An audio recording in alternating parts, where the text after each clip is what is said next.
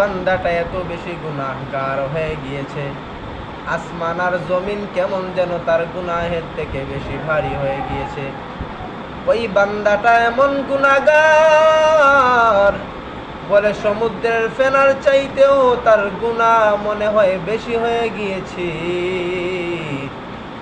ওই বান্দা যদি অন্তরের মধ্যে এই কথা রাখে, হায় হায় না জানি আমার গুনাহ আল্লাহ মাফ করবে কিনা।